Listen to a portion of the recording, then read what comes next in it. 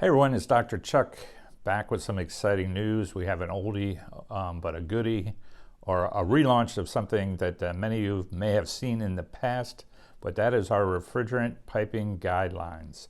And I will give a shout out to my late great colleague Garth Dennison from Canada, who really put this together many decades ago. It's gotten tremendous use in the industry. We get asked for it all the time. So we've relaunched it, dedicated to Garth, and updated it to include information on the new A2L refrigerants.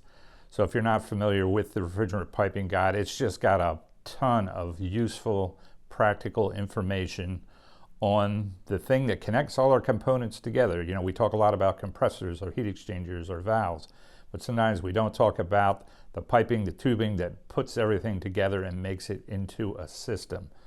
So there's a lot of good information in here, engineering data, practical physical information on piping. How much does piping weigh? How much does it weigh when it's filled with refrigerant? Even things like how far apart should the supports be for piping. And then we get into some of the things around design goals. When you're picking piping, designing piping, how do we achieve the things we need to do to keep the system running and running efficiently? How do we minimize pressure drop but make sure we get good oil return back to the compressor, or avoid trapping oil out in the system? So it talks about oil traps, designing them in, how to design your system. And then finally, we go into the line capacity charts.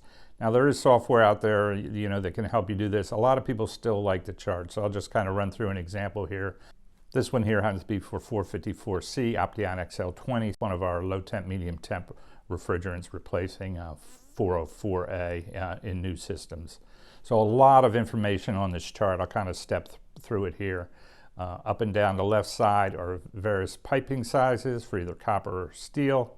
And then depending on what line you're looking at, discharge line, suction line, liquid line, those are separated in sections across the top.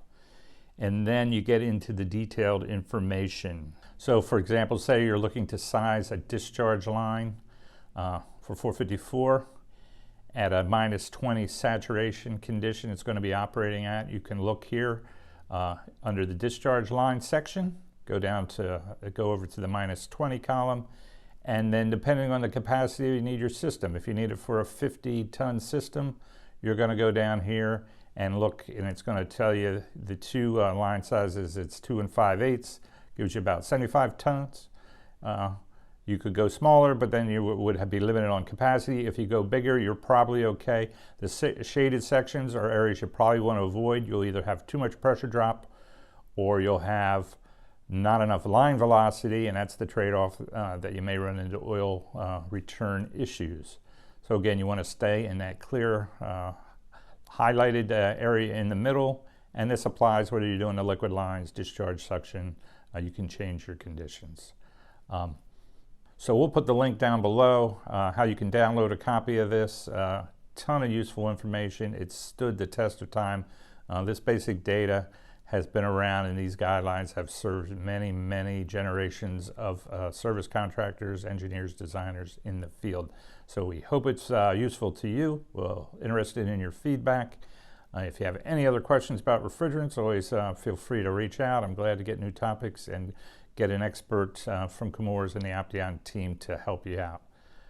Stay safe out there. Thanks for all your business. Thanks for your help and support of Opteon refrigerants. Look forward to talking to you and seeing you in the future. Have a great day.